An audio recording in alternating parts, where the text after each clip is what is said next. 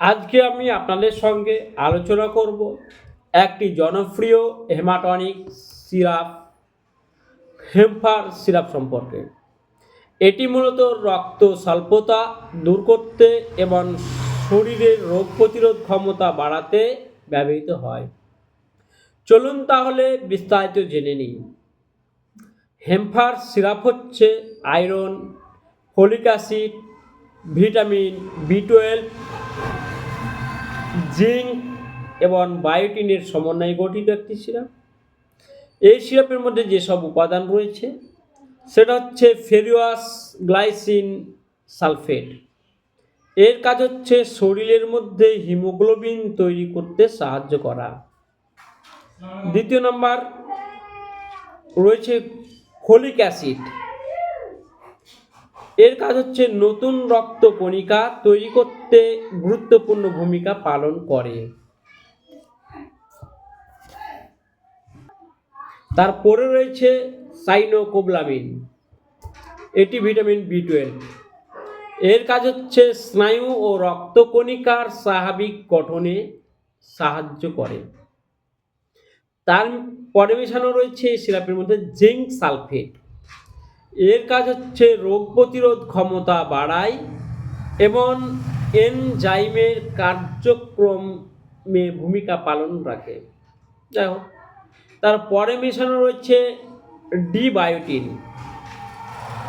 এটির কাজ হচ্ছে মেটাবলিজম, ত্বক, চুল ও নখের স্বাস্থ্যের জন্য উপকারী। এবার আমরা আলোচনা করব এটি কাদের জন্য এই সিরাপ কার্যকারী বা গুরুত্বপূর্ণ। গর্ভবতী ও স্তন্যদানকারী মায়েদের জন্য। দ্বিতীয় নম্বর, যাদের রক্ত স্বল্পতা রয়েছে বা যাদের শরীরে হিমোগ্লোবিনের পরিমাণ কম রয়েছে তাদের জন্য। 3 নম্বর, যারা শরীরে দুর্বলতা, মাথা ঘোরা, শ্বাসকষ্ট, চুল পড়া ইত্যাদি সমস্যায় ভুগছেন তাদের জন্য। 4 নম্বর, যাদের জন্য এটি খুবই কার্যকারী, যাদের খাবার থেকে পর্যাপ্ত পরিমাণ আয়রন ও ভিটামিন গ্রহণ সম্ভব হচ্ছে না তাদের জন্য এটি কার্যকারী। যেমন কিছু সিরাপ খেলে যেমন ভালো উপকার আছে বা ফল আছে, এরকম এই সিরাপ খেলে কিছু পার্শ্ব প্রতিক্রিয়া বা সতর্কতা রয়েছে, যেগুলি আমি বলছি আপনাদের সামনে। সতর্ক হয়ে খাবেন।